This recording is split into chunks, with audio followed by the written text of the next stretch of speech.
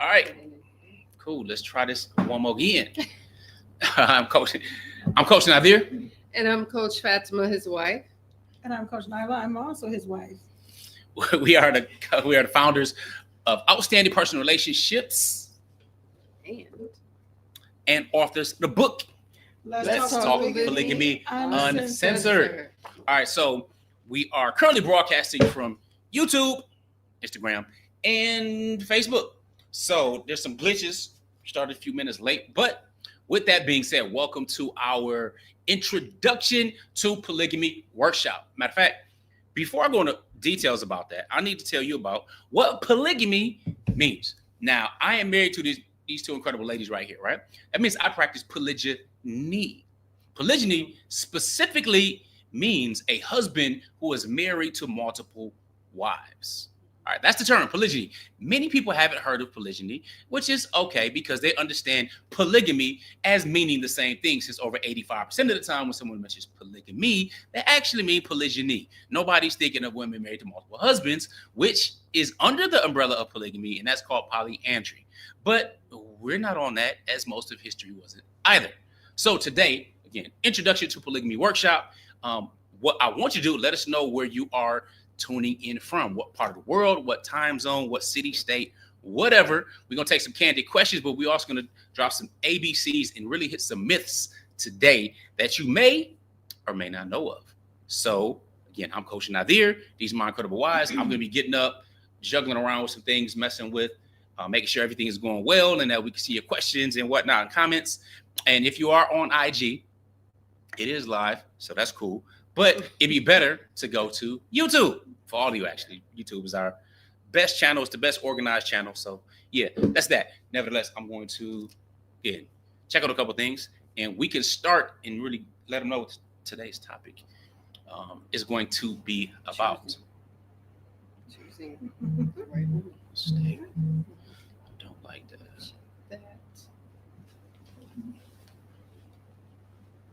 All right, y'all.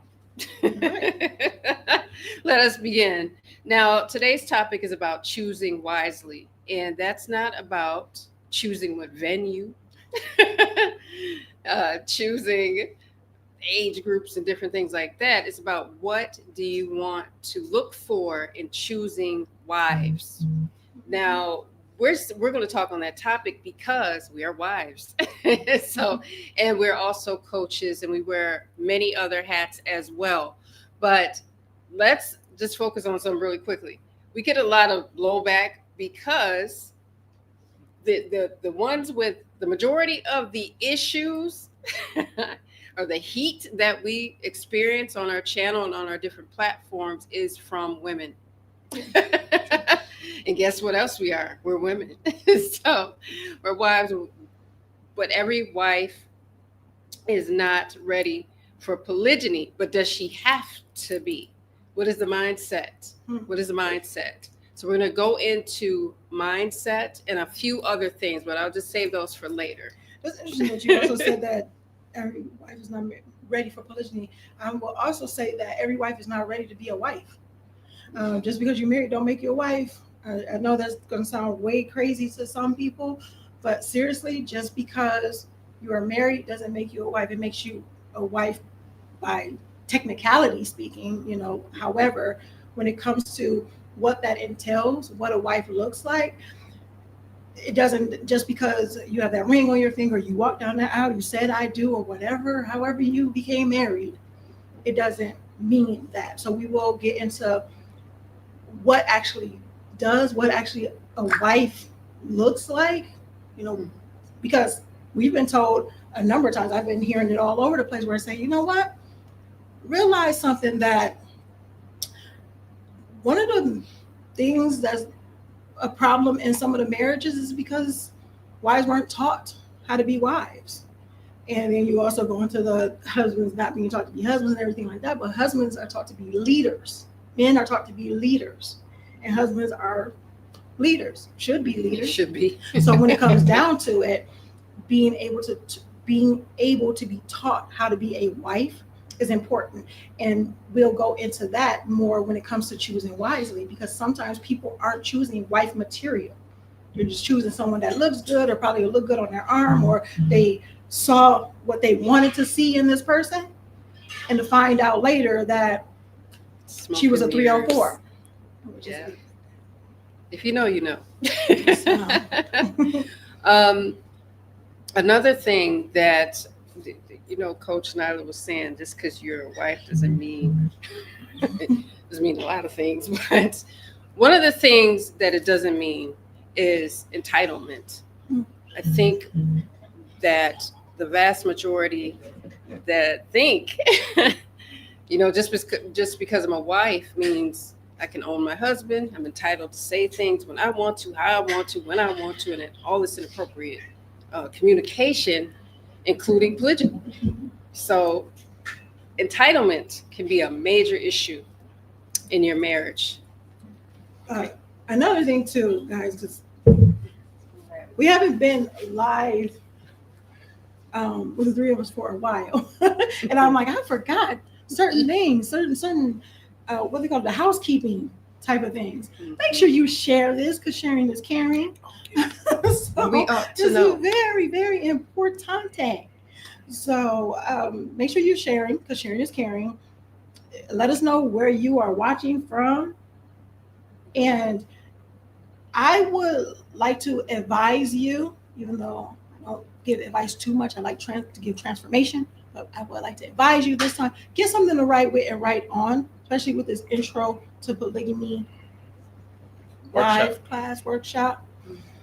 Because yes, when it comes to being a wife, choosing wisely, understanding the framework, understanding the things that can be missing, because sometimes people just don't know.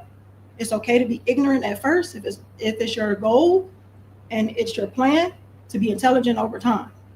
Okay?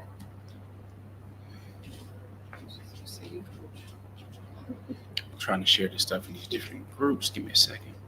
It's okay to be ignorant, but don't act like an idiot. Like if you don't know something, that's okay, because understanding that we should embrace evolving in a positive way is important, especially in polygyny, because you are dealing with a transition as well.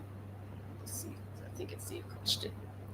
And we're also going to give some different examples of what that looks like when we talk about choosing right, choosing wrong, being a wife, being married, and not being a wife material, so to speak. Because it's really interesting. I remember seeing different things where they say, well, he's not, polygyny material. He's not ready for polygyny. He's not this. He's not when it comes to the husband and wanting to practice polygyny.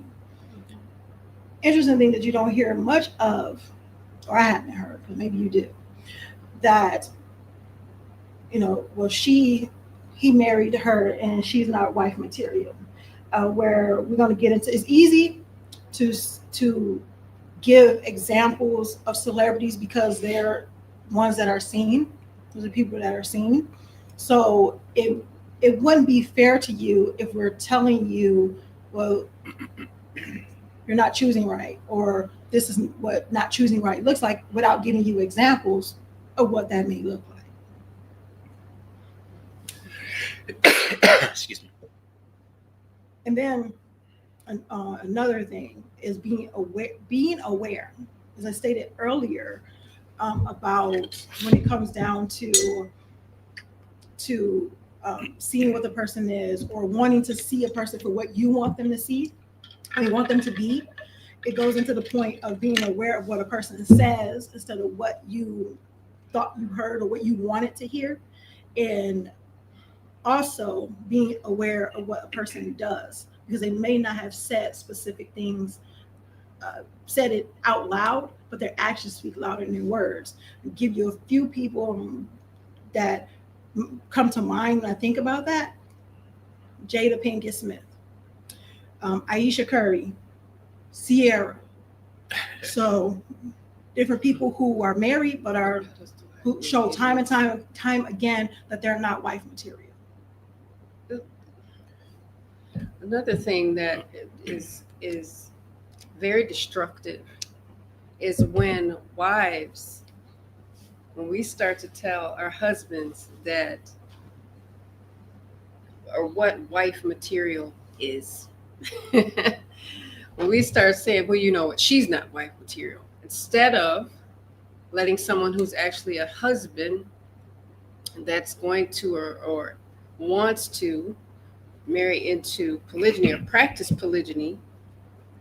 Sometimes when I hear it, although we're going to speak on what this looks like and what it doesn't look like. We can do that because we're wives and we're living that life. However, when we translate that into telling our husband, that person's not wife material, you shouldn't marry this one, you should marry, because we're not husbands in polygyny.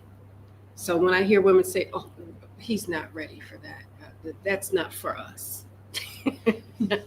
Then I say pause, because now you're stepping into decision making as a leader, or the leader. You can be a leader in your family, but the leader is a whole nother matter, especially when it comes to polygyny. Indeed. So let's give you a little background. So if this is your first time with us in a live, and it probably is, especially if it's this year, you know what I'm saying, unless you are in our personal community and stuff like that. Yes. So I've been married to Coach Fatimah now for over 30 years. Yep, I got married young, 30 years. Now, and I've also been practicing polygyny for 15 years. So I've been married to Coach Nyla for 15 years, right? So that means 30 years, 15 years in monogamy, then 15 years in polygyny. So we're really at this halfway point, if you will, right? So they both asked me, 15 years, is another one coming along? Not yet. I don't know. Who knows? Whatever. Right. But here's the thing. We're speaking to you now, though, with 15 years experience under our belt. So sometimes we need to make sure that we reel it back to the early days. You might be new. You might be considering it. You may be in transition. You might be in your first month of your first year and thinking that it's failing, or this is not how it's supposed to be, or different types of tests and challenges, right? So there are many different choppy waters to really get through as you navigate, all right, polygyny. So that's what we want to help share. That's what we've been doing with empowering people and equipping them all across the place. So when we talk about our book, for example, if you're serious about polygyny, then you don't have this book, 300 pages of goodness from all of us. So that's 3 perspectives and 1 story where we amalgamated it for you. Then you probably need to check it out. So it is of my opinion that 80% of the process when it comes to polygyny or marriage period happens, the failure rate happens in the choice, in the choosing. All right. So when there are statements about women, there are general statements, women do this, women do that. There's men do this, men do that. Here's the challenge, period. 1, painting with a broad stroke, stuff like that, and putting people in categories and just quick labels is an easy way to dismiss and stop any type of responsibility when it comes to discernment. Okay. So, yep, I definitely say that men are seduced by the eyes and women are seduced by their ears. That's just a base level type of understanding when it comes to attraction and things that are important, right? Now, men are simple, yet they're also complicated, all right? Women, not even going to say what they are. Women are women, all right? They're old sayings, you can't live with them, can't live without them, right? There's a whole array and a whole different spectrum. And that's where a lot of the challenge comes in for men. So you have, MGTOW movements, men going their own way. You got the red pill movement, you got the black pill movement, got all these movements right now that are coming to really the surface because of social media. Everybody wants to be an expert, putting their spin on things. You don't know if they're married, they dating, they not. You got dating coaches, been married 10 years. You got people that's just out there trying to catch, married for a long time, and then they find out that the lady they was cheating with, she got a sneaky link pregnant by him. Yes, Derek Jackson. That type of situation, right? So you have all these types of things and people placating and creating stuff just for them, but not living that life. All right. So we need to make sure we take it all the way back. So when we say, all right, choosing matters. All right. So you're not really going to know who you're married to, even in monogamy, unless and until you have the polygyny discussion or you're tested with it. All right. Whether or not you intend as a man to even practice it, that part matters. Okay. So we encourage having the discussion, whether or not you actually want to practice it, but trying to find out who you're married to. Far too many men, and I'm sure you'd agree, end up recognizing they were married to and sleeping with the enemy when it comes time for their children, seeing their children, or how about discovering if the children were even theirs to begin with, right? Or going into court, being stripped of everything, including, the children or different threats. There's so many things from that perspective, right? Now, on the flip side, a lot of women don't know who they're married to. And many times that's due to a lack of not having the proper people as representatives, the walis, the wakils, the father, the male relatives who vet the other man, versus just going on your emotions and feelings or going around and skirting around these men who are there to still protect and provide, even when helping you choose this spouse that you're going to get married to. All right, men generally don't have that. So we have this protecting and providing mentality that we're taught to do and always been taught to do. So it's like, all right, she's coming under my wing and my family, my protection and all of that. But in monogamy, like I know, stats say it's going to fail most of the time. All right.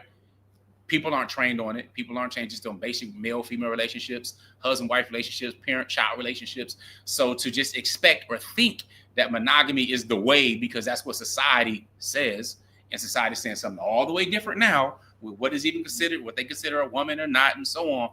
All of these things matter. Now, we're here to really focus specifically on the polygyny dynamics or polygamy dynamics, because it doesn't get its proper airplay. Usually, when you're hearing about polygamy, it's just this extravagant way to have a threesome. You know what I'm saying? You don't really see the family aspect. They're all living together. They're all in the bed with each other. They're all hugged up on each other, licking on each other's faces, as though that's what polygyny is.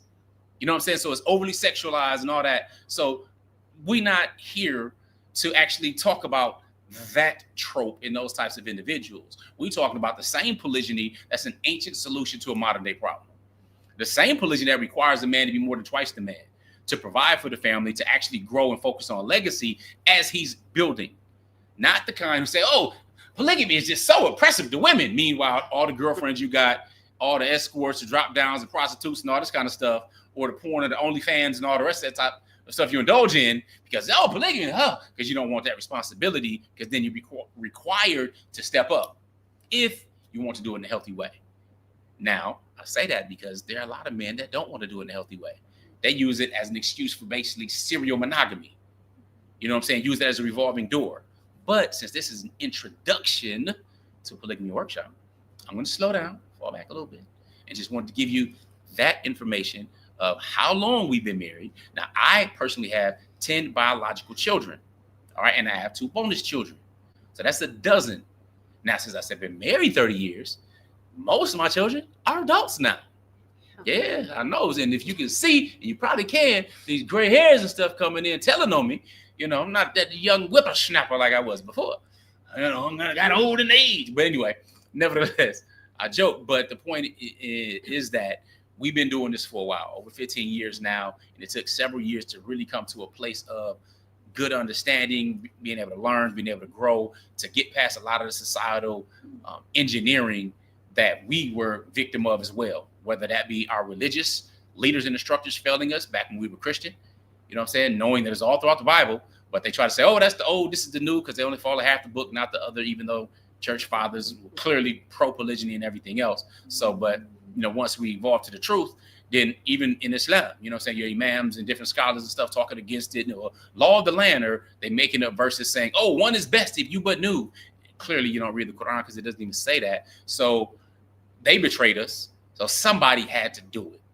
And out of that necessity and the desire to get more barakah, which has absolutely been incredible, we chose to form outstanding personal relationships and share not only our story with you, but ups, downs, the good parts, the bad parts, the mistakes, all of that type of stuff. So prayerfully, we are in your du'as and also can help you along your process. And if you don't like it, that's cool. People can live their lives however they choose to live their lives. All right. We have different preferences than each other, and we disagree amongst each other on some things and whatnot. But I want to share that, and again, fall back so my wives can talk, so I don't feel like I'm giving a lecture and gonna get cotton mouth. All right. I see some people have some questions over on IG. If you do have some questions, though, you can post them in the comments. We are monitoring different screens between ourselves with what's going on and whatnot. So yeah, there's that. Now, on the topic of choosing, what did you ladies have to say? Anything with respect to that? One of the things that I noticed with the gross bombardment, is it a word? Yeah. There it is. Come on, brains. Of social media in regards to relationships and what women look like on there and what men look like on there. We have everybody's business at our fingertips. And sometimes we got everybody's business at our fingertips. We got the chest is hanging out, the behind is hanging out. So I believe Coach Nyla was speaking about celebrities. Now, if you look at someone on the level of Not So Sexy Red, and you go, this is what a woman should be. This is what she should look like. Dependent and loud and obnoxious and disgusting and saying whatever she feels, doing whoever she feels like doing, and things of that nature, then you'll idolize and pedestalize this person and say, well, if you're a woman and you don't represent yourself that way, then you're not a woman. And then we get songs like F My Baby Daddy and all of these things and all this toxic communication. And then we have the young ladies looking up to her and saying, this is what I should be. So then when you get the traditional woman, and I said traditional, we grew up in households where women were not upset about cooking dinner.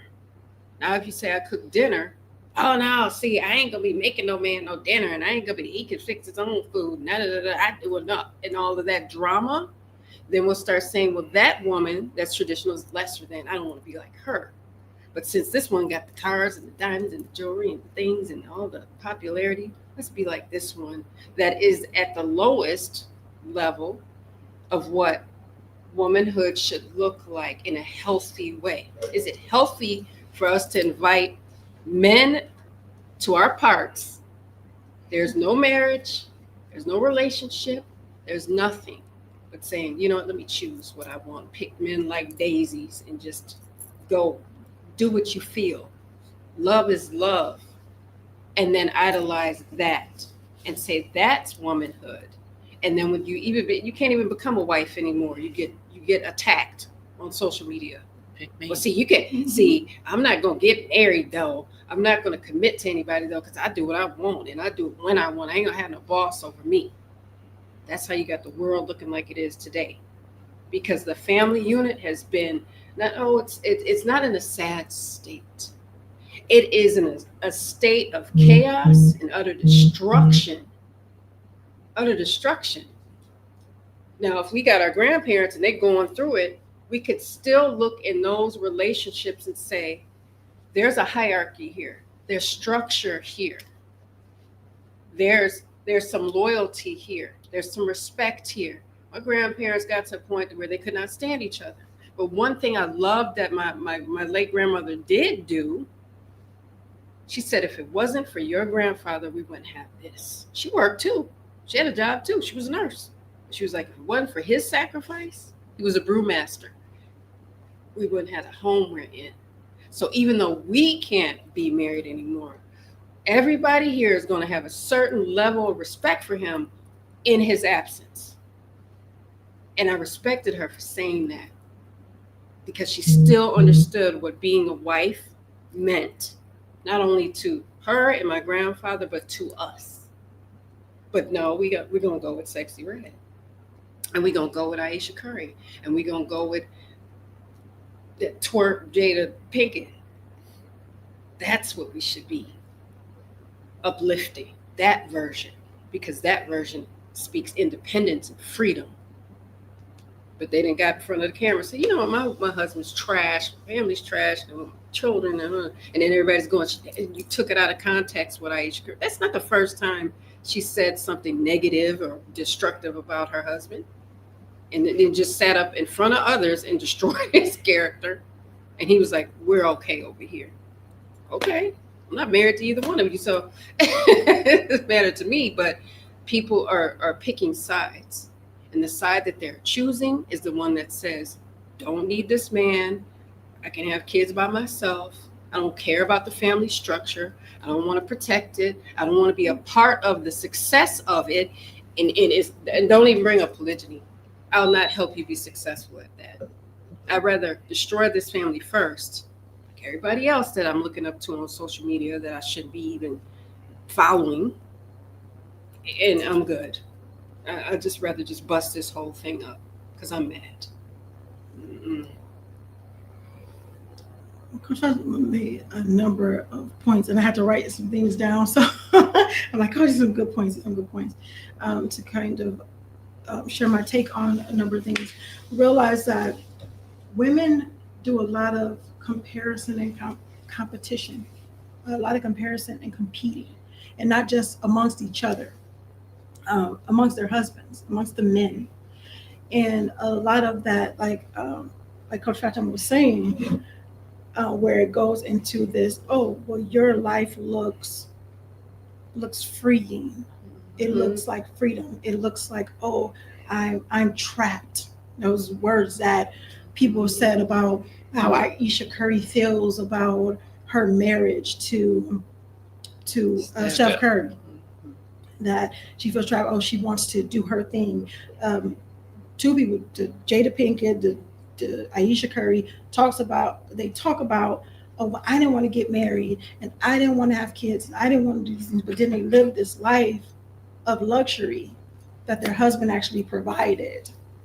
So it's like, okay, well, if you did it, then go, right? But that it goes into the thing with the choosing, like Coach Nyla said earlier, about scaling it back and realizing that, wow, maybe I'm sleeping with the enemy. Maybe I chose wrong when it comes to those things. So the comparison trap has been around for the longest, but it seems like it's beginning to, it's all over the place, because now you only see snippets and you're comparing your life to someone's gag reel or highlight reel or whatever you want to call it. But you think it's all cute and all sweet and all sunshine and rainbows until you're actually in it. To you're actually the one that realizing that I messed up a good thing. There are a plethora. You guys can see it. I know if you haven't seen it, you can just search it up and it'll fall down on you like rain. That you can look where there are multiple women, many women who are talking about how much they regret divorcing their husbands, regret that now they're struggling, and then they're crying on social media about how I had somebody so good, and then now I listen to, like a wife said, not so sexy red, and everybody else. And then you have some of these women who are supposed to be influencers who are actually showing you a different life than they're actually living. So they have their husbands and being wife to their husbands, but then they're telling you how to be the single woman and be free and all this other thing like that. Like you're not getting the benefits of being married, so you can actually have more and do more and be more. That's the same thing with the thing with the Aisha Curry situation. It was a guy who was talking about it. Could have been the comedian that was talking about it as well. But he made a comment about, you want to do these things. That's the Corey. He said, you have this life, and he's providing this life. You have all this opportunity to be able to, write a book, do these things. And she had her cookbooks and all these things like that. But it goes into the point where when you have this mindset of, I'm comparing myself to my husband, or I'm comparing myself to his life and what he has and what he's doing and things like that, because you feel that, I'm empowered if I don't need, I don't need a man. We need each other. We need each other. We were put here together. We were put here for each other, not for, doing this alone. When you have a child, you ain't have them by yourself. It's you might have had it by yourself. You Probably had it by yourself. yourself. You had it by yourself. I Yes, hoping. good point. But when it comes down to it, again, of course, it's just a state of chaos. It's a state of emergency. Right now, we're in a state of emergency on the nuclear family. It's a state of emergency, and it's important because there are children being raised in this. There are future generations that are being raised in this. And there are a number of women, and go into the polygyny aspect of it all, where there are women who are older, whether they're celebrities or not, that are saying, I get this polygyny thing.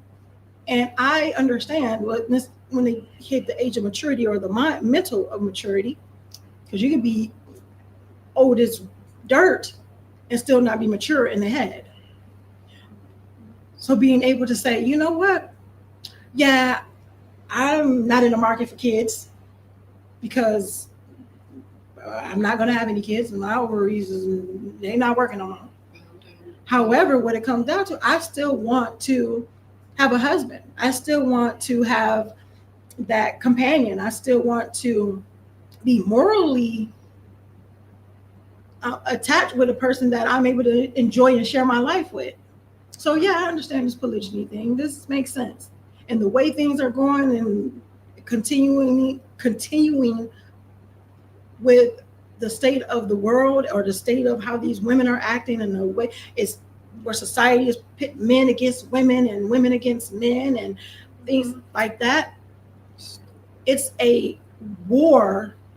And I say it's a war on the nuclear family. It's a war on being able to have success in your marriage. And in order to be able to be successful in it, you have to be intentional.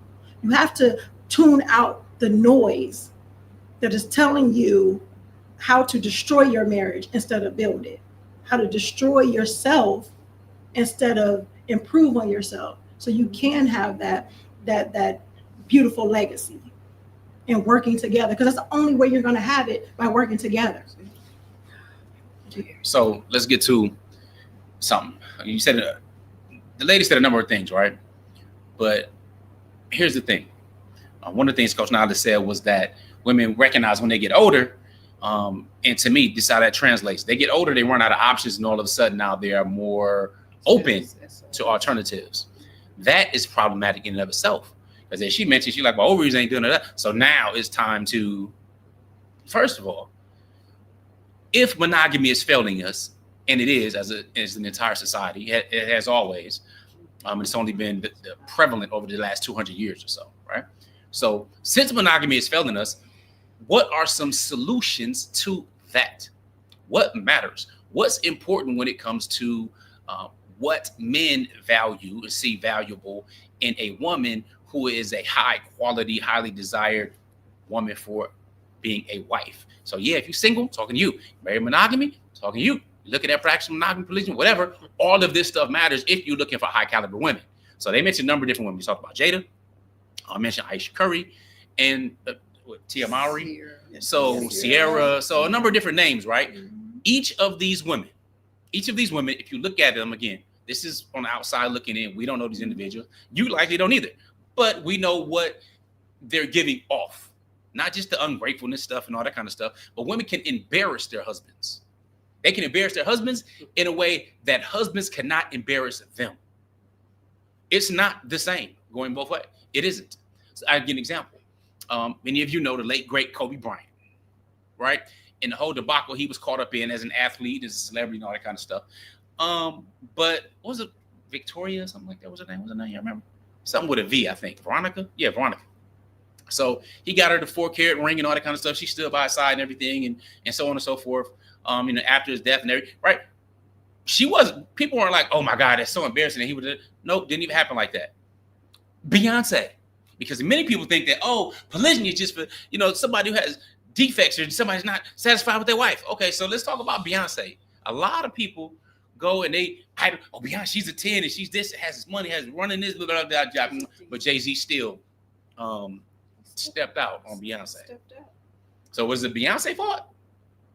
Or was it a society that demonizes polygyny, doesn't allow any other opportunity working against what a man is generally already biologically desiring to do anyway, gives him no outlet. So therefore he goes and cheats, and that's absolutely okay in society. People aren't, oh my God, he has a mistress. Okay, yeah. Or there's jokes that say, yeah, I got a girlfriend with a wife on the side type stuff. Right? This is common in our culture, especially from, different places, the islands, Caribbean area. There's even names for it. But without having to go into all of that, what I'm saying is that if you're not educated properly when it comes to human relationships, men and women, then we're going to continue to create these weak, soft boys while we live in this gynocentric society that caters to women's needs and their feelings and ends up destroying the family and running around thinking people are going to be in the inbox. I remember TMI was talking about, nobody's in my inbox. And first of all, shout you out. I see Abdul Jalil in Texas. Rahim Ali, I mean to your dua. Also, I don't pronounce the first name, but Rashad over in Toledo, Ohio. Appreciate you chiming in, letting us know where you're from. So let us know where you're chiming in from, what country you're from. For us, sun just set. So, yep, we're in Africa, motherland. But with that being said, what can you do? What are these qualities? I'm going to let you know real quickly. It's FRAME. There's an acronym that we use that we coach from that we've really kind of amalgamated after reverse engineering. What are these qualities and characteristics you can really work on that are strong and highly desired? One, the men, for example, FRAME, FRAME. But I'm going to deal with the women since I want the women first, right? And we can talk about actually where these women tend to be lacking in particular and how this violates the quality of men that they're with, or at least, again, from the public's perspective. F for women is feminine. Feminine. I don't know about y'all, but Jada ain't really the feminine thing. Look at feminine at least. So there's the feminine thing, there's the R. There's the respect. Now, people love Gary Chapman's book, The 5 Love Languages. Okay, and this just comes from his practice, his experience, and he boils it down. It's a really good book, all right? But I've come to find that the men that I've worked with, the men that I've coached, and when we go over hierarchy of values, generally speaking, over 80% of the time, the number one core value is respect. So I would say most men's love language is respect. All right? That's important. So not only respect from their woman, the women that are in their lives, but respect from other men. All of that matters. Then with A, affection and admiration. M is maturity, and E is exclusivity. So I'm not going to say 304, because when I said 304, it's 304, because that rhymes with what it means. You know what I'm saying? Catching bodies in this, I'll let you know this. Free clinics and these STDs and STIs that people talk about are not rising because men are practicing polygyny. That is not the problem at all. It's not, oh my God, my husband practices polygyny, I need to go to the clinic. That's not it. It's this broken system that the West continues to push, continues to have, as though it's working at supreme, similar to a lot of other things that we're told, a lot of myths that we're told. And for those who don't know, nope, we do not live together under one household. Yes, we visit each other's houses, daughter. Yep, no doubt. But some people always ask, you live under the same roof? No, we don't. Are we next door neighbors to each other? Yes, no problem. But do we live under the same roof? No, we don't. Again, 10 biological children. How many out? 7 in the household with us now still, I think? Yeah, 7 kids. What you mean? What? Y'all look at me like crazy. What? In each house? 7 of our babies. In each house? No, not in each house. Total, 7 children are under our roof. Oh, yes. Separate the house. Like, talk about me. 7 of our children still live with us. Because we have 7 kids, and you threw me off with 7. I'm like, wait a minute. Not anymore. Bruh. Yeah, so nevertheless, big family, practicing polygyny, and it requires you to be more. Now, when it comes to man, I'll name it briefly, but I'm let you speak on FRAME as well and how important it is and how you learn to discover that. With men, it's fearless, being reliable, being ambitious, being, what is the M for? Masculine, and the E is being exceptional. That's one of the biggest ones. The M and the E are extremely important because men generally start the marriage by being leaders and end up in not too long a time of actually being servants and feeling as though they're just utilities, and recognizing that the woman they married simply wanted a wedding and a sponsor more than wanting a husband and to be a wife. So that's a discussion for a further workshop. Nevertheless, what are your ideas and thoughts on that? On femininity. On frame. Yeah. We'll start just with femininity. Think about how many, I typically think about how many feminine women I see on a day-to-day basis. Now, in America, it's a little bit different than on this side of the world. Pretty much every woman we see over here is very feminine. That don't mean I don't go off, but they're not jumping into their husband's clothes and their husband is not jumping into theirs. It's a very clear line. And they move feminine. You'll see them let their husbands will lead and they'll just follow. Nobody's arguing. They're arguing, but they're not arguing about roles. There's no confusion. One thing that we're losing in the West is how we posture ourselves, how we accept or reject femininity. I'm not talking about feminism. I'm talking about femininity. So this is one of our vulgar rappers back in the West. I won't name who she is, but she said, who is going to be the man in the relationship? Because now we got both of us being the men. She's from Gen X, but she said there's two men in the relationship now, not a man and a woman. She said, who's going to be the man? She got jumped on and attacked. And she makes very explicit music from like way back in the day. Still getting them checks. However, I said, isn't that interesting how she stated that? We're in a world of confusion and chaos. And then once we do that, we start to tell men what they are and what they are not, what they like and what they don't like. So instead of saying, like Coach Nazir was just explaining, men can unalive each other about, and we've seen it, being disrespected. But women will say, well, no, you should love and then put respect in there somewhere, but love should come first and it should be unconditional. It's not feminine to dictate to a grown man that's been raised by his parents or whoever else how he should be in the world as a man.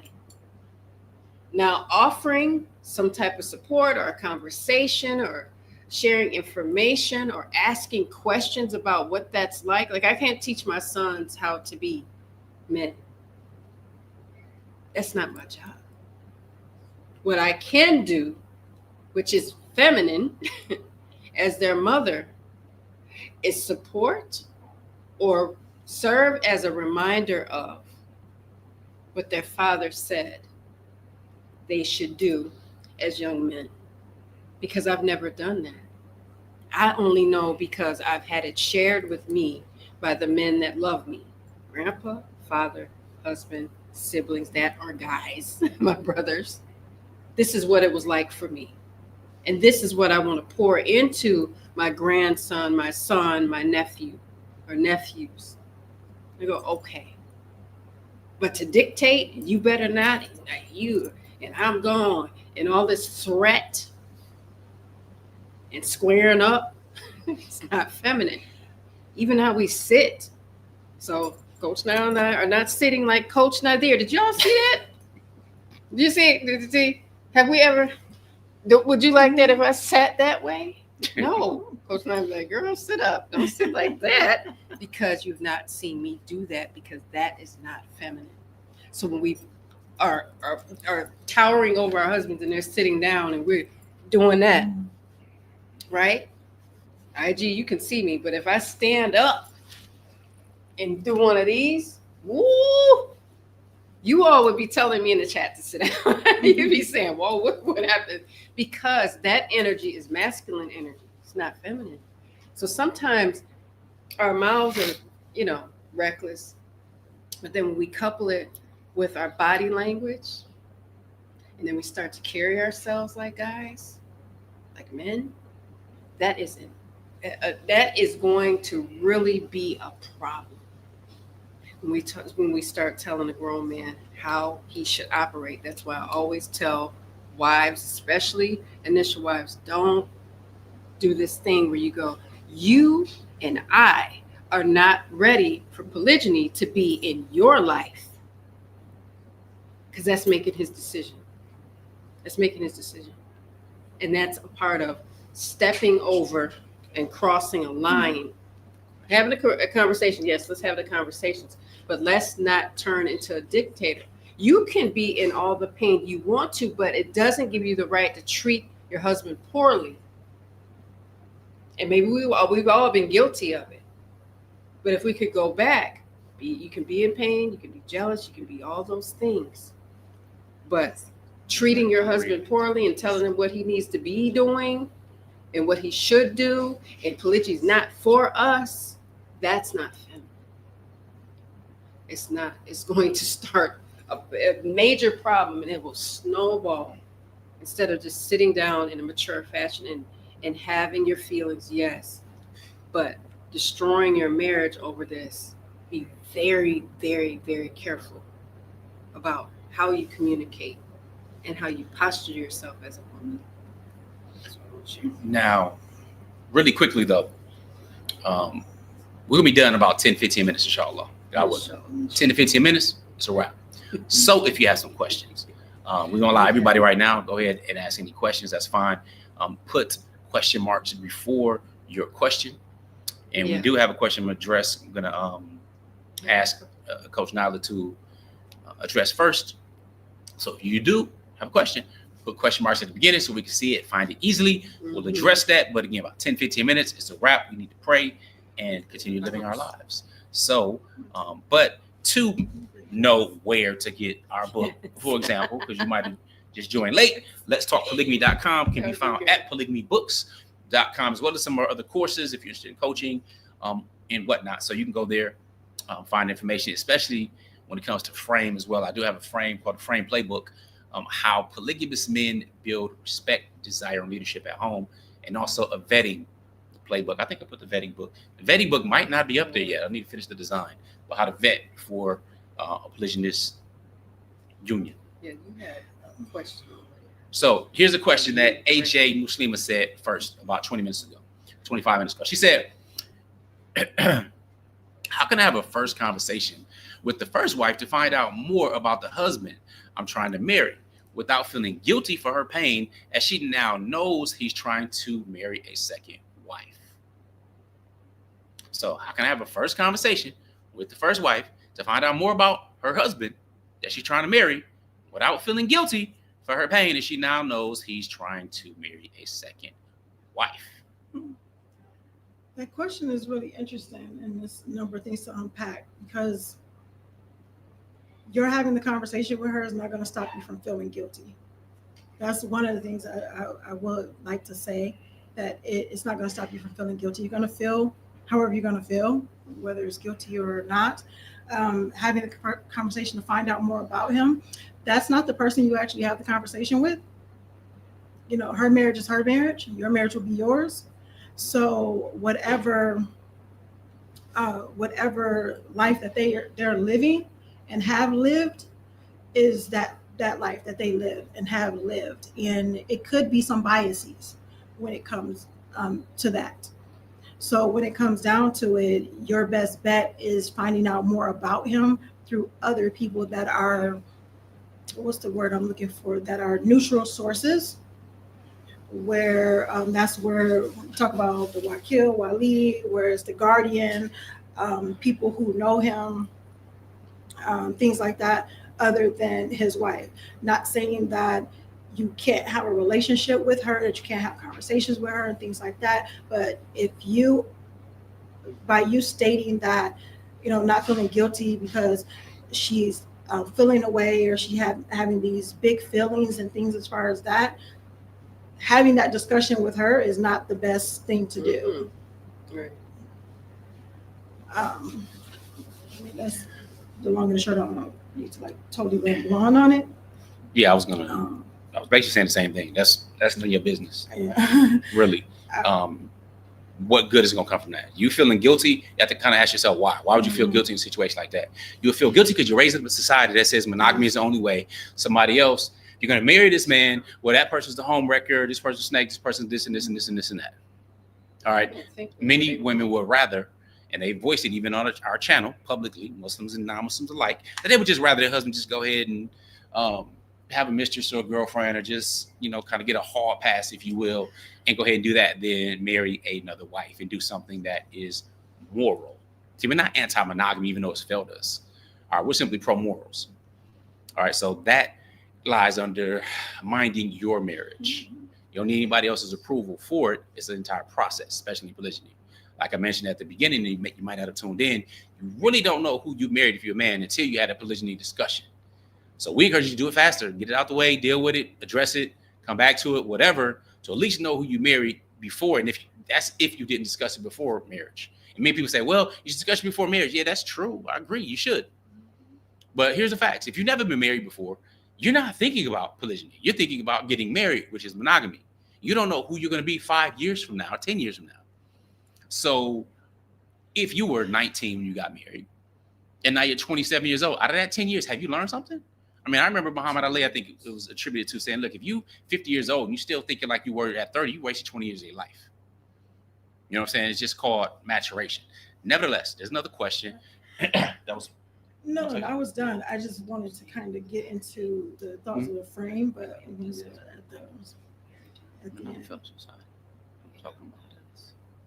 All right, so another question comes in from IG where it says, for Coach Nazir, I'm curious to know if when you were in the process of choosing your second wife, did you think they would get along because you've seen similar characteristics between them? Not necessarily. Okay, not necessarily. I knew that they individually stood as mature women. Okay, and they had a level of self-respect where I know that this is not going to be somebody's going to be catfighting, yelling in public and all that kind of stuff. They may be upset or whatever and so on. And I need to step my leadership up to get better at that. But I knew that as individual women, as wives, they had these characteristics where respect was important. Excuse me. They had levels of self-respect that would not disrespect me and my family and my mission and my vision. You know what I'm saying? Now, that doesn't mean maybe in personal circles or arguments and stuff like that between us and so on. As part of marriage and different challenges and stuff that you have to go through and grow through. But when it comes to, when it came to choosing and deciding whether or not she would be a fit, she had characteristics that I felt were fine for the family that can fit into being on my team as the leader of the family. Can I add something to that? And also, why was Coach Nadir so confident? Remember something that's very important, everyone. We all are Muslim right here. Practicing. So we're practicing, of course, we're practicing Muslims, so it wasn't just about him. And it wasn't just about marriage. It's about what is pleasing to Allah subhanahu wa ta'ala. So would it be pleasing to go over to each other and start fighting and disrespecting one another and not being at least cordial, at least as sisters in Islam? So when women come to me and go, how did you not? And I woulda, you woulda, huh? So I'm like, is this not your sister in Islam? Well, no, that's part of the issue. It's part of the issue, wanting to attack your sister in Islam, because if something happens to Coach Nadir, Allah forbid, he's not with us anymore, do we just, that's it? See ya. We did polygyny, bye. No, because we're still family. So we knew we could make this work because we're practicing Muslims, and that relationship with Allah is so important. And it's like, okay, because that's important to the three of us. It's like, okay, this might be rough at the beginning, but at least we know we share the same values and the same goals and things of that nature too. That was so important. Indeed, 100%. There's another question. I don't know if there are any new ones on there, but there's another question that asks, Question. And I don't know if you are a parent, but the person says, RSU Truckpreneur said, I noticed that about African women. I thought I was overthinking it, that they're really feminine. You mentioned that when you talk about the femininity of women in general. True. So wasn't my question answered? How can a man have deep feelings for more than one wife, or also 3 or 4? How can he love more? And is it not that the first marriage is stronger? How can a 3rd or 4th marriage get to such a deep level? For me, this sounds impossible. Okay. I asked, were you a parent? Because I have 10 children, right? So I have one child that, well, my oldest child, you know what I'm saying? She's a few decades old now. She has 2 of her own children. I'm your granddaddy. So, do I love my youngest child, who I've only known for 7 years, because she has a couple decades on him? Just think on that for a little bit. Think about your brother, if you have a brother or a sister, or sibling, who you know your entire life, 25, 30 years if you're there, you know what I'm saying? More if you older than that, you know what I'm saying? So if you had that, and then you have a child, that's a week old. It's like, yeah, no, but my brother, my sister, I've known you 35, 40. See what I'm saying? Love is expansive, first of all. Okay? It's expansive. And things change. That same child of 3 decades can disappoint you or cause a problem or something that you don't like, and it can impact how you feel about them, how your love feels about them. Your child can do something. Do you think Prophet Yaqub, for example, the father, whose name is Israel, do you think that he loved all of his children the same? When looking at, they literally plotted and planned to kill Prophet Yusuf alayhi salam. Gone for decades, locked up, sold into slavery, everything else. Of Prophet Joseph, for those who don't know, is a real name. So, yeah, do you think he loved them the same? Some of their jealousy was based on that. You know what I'm saying? So I'm saying it because love is expansive. Don't let the length of something think that that's the strength of something. All right. Now it's important because you could love deeply regardless. You have that ability. You don't know until you're involved. So it may seem impossible because you're not in that type of position and you're a woman. So you're really trying to figure it out. But if you're a woman trying to figure it out and you have multiple children, did you have to give up a part of your love in order to love this child some? And then you have another one. So your heart gets shrunken and then that's not really how it works. It expands. So prayerfully, that helped you with that. And we got 6 more minutes. Any other question over there? It's about the same. It's about the same. Okay, you gonna say something? Yeah, I wanted to go kind of dial it back to the frame thing because you asked about that. And to speak on it. One of the things is frame, just breaking down some of that and what that looks like. Coach Fatimah did a great job talking about femininity and the feminine part of frame. And I remember and thinking about that part. Femininity is not something that, one of the common misconceptions is that femininity is something that can be worn, that can be where it's a production. But femininity is an essence, it's a part of who you are. And that's learning from it and actually really transforming and taking that in.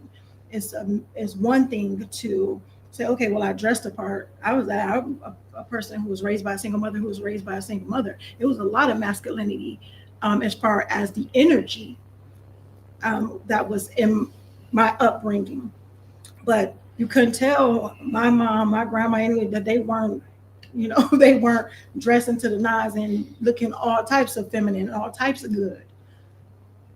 I was able to dress the part, but when it came to learning about what femininity actually looks like and actually being able to embrace that, it took learning, it took actually being active in understanding what that meant and embracing that natural piece and not tuning out all the noise and unlearning things that were taught to me, whether it was intentionally or unintentionally.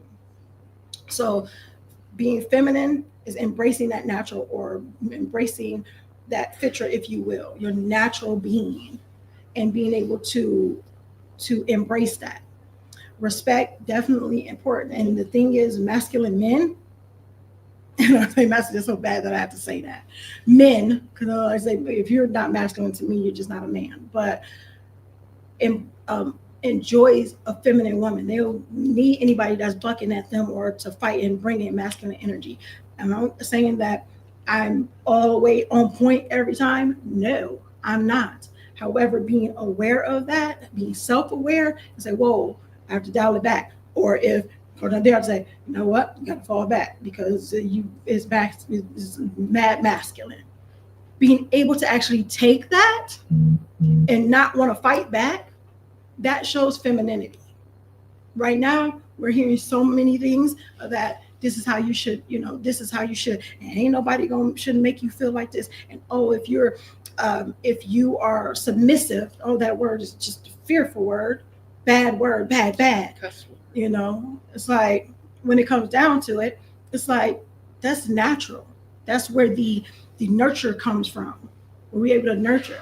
So being able to allow leaders to lead and be that support, and it's okay being the support. What strong building have you ever seen that was standing on weak support beams? So you work as a team, you work together. Respect, of course, that you see in these different women that we talked about during this live cast, of how a lot of it is the lack of respect. The main thing is a lack of respect. Will we be surprised to see them in divorce court? No, not really.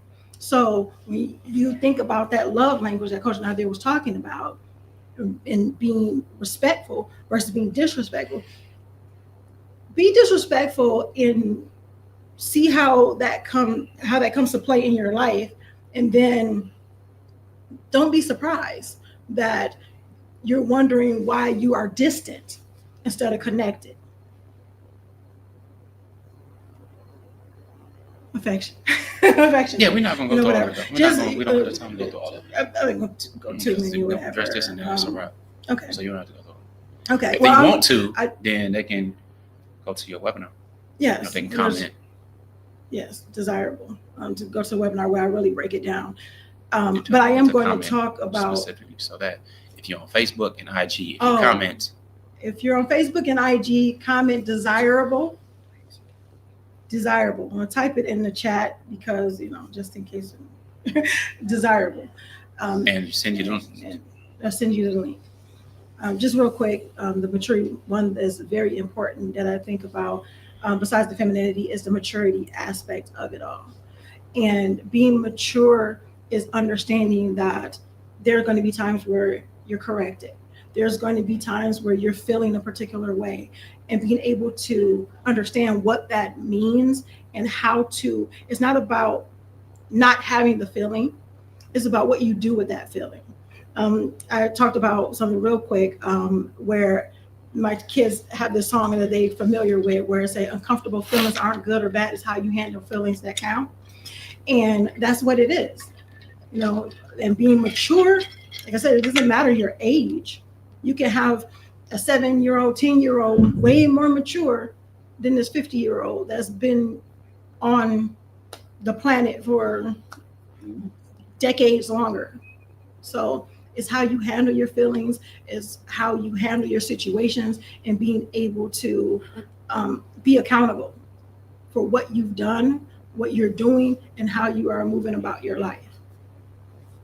Indeed. So those are, again, part of Frame Method. Now, 2 questions left. We'll go through these questions a little bit faster because we're supposed to be done already.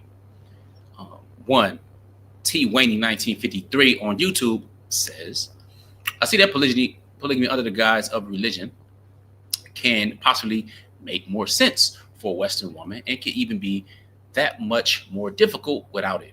How can one introduce it early? Continued, if the woman isn't religious as well and has a Western mentality, and how to progress within a relationship if it's difficult for her to accept, so we can't push towards a committed mono relationship. All right.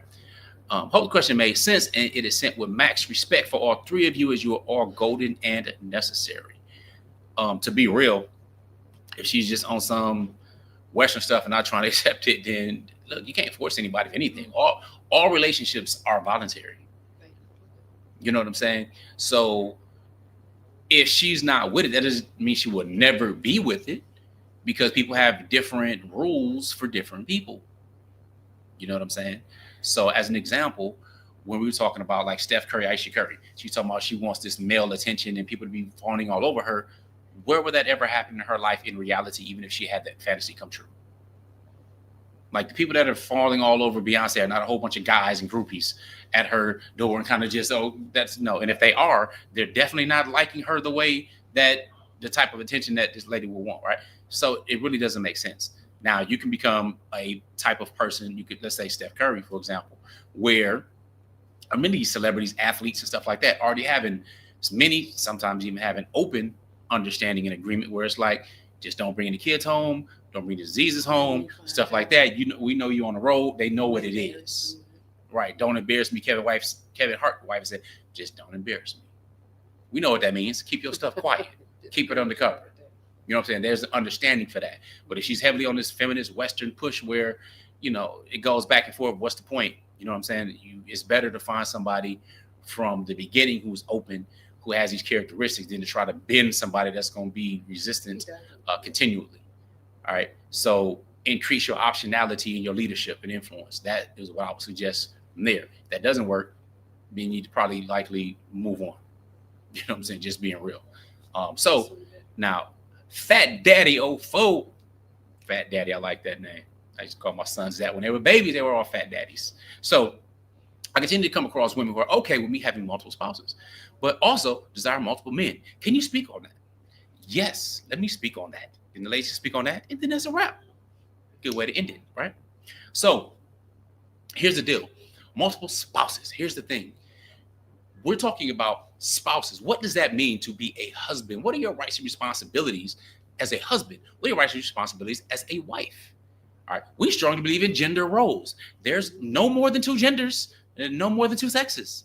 It's pretty clear. All right. Like, duh, for anybody who has any common sense. Now, if you're mentally deranged, we're not speaking to you. It is what it is. Now, as a husband, it's my responsibility to provide for my family, protect my family, make sure that they're fed, they're educated, all types of things I have under the purvey, under this protection, right? Under this provision and this provide. It's clear what my roles are. Okay. I can do that for multiple homes. I can spread resources, expand resources, have assets, investments, all types of different things for the financial side. I can have the educational side. I can do these things in multiple homes as a man, as well as have 1,000 children in a year, 300 children in a year, biologically speaking. All right. I can do that, right? Without a limit on that, as long as I'm probably hydrated and stuff. I'm just saying that's real. Now let's flip that around. You said they're open. You have multiple spouses. Well, what would be their responsibilities? See, women don't want multiple spouses. That's not actually correct. You mentioned they also desire multiple men. It's not the same thing as having multiple spouses. All right. So I'm specifically talking about actually having a marriage. That's what polygamy is. It's a form of marriage. It's not the polyamory thing. It's not the polyandry thing. It's not that. Where that's generally just, or at least polyamory is just multiple sexual partners, generally a sexual partners, intimate partners, different relationships, and so on. Poly just meaning many, amory coming from love. So there's many loves and lovers in that circle. That's not even categorized under polygamy, which is a form of marriage. Because in marriage, what are the wife's roles and responsibilities, gender speaking? What do you say those are, ladies? Women's roles and wives' roles, or what? Being a mother, nurturing, feeding children, an educator. What about for the husband? Yeah, being in marriage. Yeah, you being married with the wife, being his support. Yeah, being support, being affectionate, intimacy. What about cooking and cleaning and stuff? Any of that matter? Y'all didn't say that's like the easy stuff. So you said cooking and clean. When you said cooking and clean, that's like the family thing. They need to know. We talking about gender roles. Well, when you said cooking, she said cooking and cleaning, we talking about the kids. So I was like, that's the family. That's the whole family thing. Ain't just for the kids. Right. So the reason I want to kind of just mention that is that what they talking about? Is that what they talking about? These multiple men? You think they want to go ahead and cook and then clean most these ex houses, nurture these kids, and do that? No, absolutely. Right. They're not thinking about that. They thinking about the sexual side. And even then, they limit it. Okay? So that's what they're thinking about. They thinking about gang bangs, threesome fantasies, all that kind of stuff. The sexual area, that's what they're thinking about. That's not polygamy. That's not, oh, you can have multiple spouses as long as I can have multiple. No, this ain't that. You know what I'm saying? Again, that's the over-sexualized stuff that people are open with. And that completely violates E in frame, the exclusivity, which men value. Men value. See, men have to build their value as they come in 18, 19 and become young men and grow and become strong and thrive and gain resources and build a reputation and status. Well, women have to preserve theirs. All right. Big difference. Big difference. So if they're on that, that's not wife material, bro. Congratulations. You can X that off your list if you're looking for a good wife. So if they're letting you know, listen, we want to be for the streets and you need to make that decision and man up. So prayerfully, that made sense. Y'all got some good stuff. We went over. We appreciate you. Again, we looking at on Sundays around this time, communicating with you and having this introduction to Polygamy Workshop with a number of different topics. So if you have not already gotten Let's Talk Polygamy Uncensored, go to polygamybooks.com, check out our courses and whatnot from there. To sign up for the Desirable Wife webinar, comment Desirable on Facebook or YouTube. Facebook, IG. Instagram. You comment Desirable, Coach Nyla will reach out to you. And if you want to see if coaching or work with me directly one-on-one is for you, you can comment Shift. I'll reach out to you, or we have my AI assistant reach out to you. See if you're ready for that next level. Or you can comment Hope if you want to see if Coach Fatimah is available for you, because spots are already being taken up very fast. But you comment Hope or Heal on Facebook or Instagram, and we'll reach out to you and see if you are a match. If you're on YouTube, all you gotta do is go to IG, comment Shift, comment Desirable, or comment Hope. All right, y'all. We appreciate you, and we will go ahead and sign out with GLC. Make sure you're growing intentionally. No, We're you gonna do it again. Coach Nyla. All right. Okay. So as we get ready to sign out, y'all, with GLC, make sure you are growing intentionally. Now it's Michael. Loving fearlessly. and connecting at a higher level every single day. Yay. It's not what that compete, y'all. We need to stop over there. I know.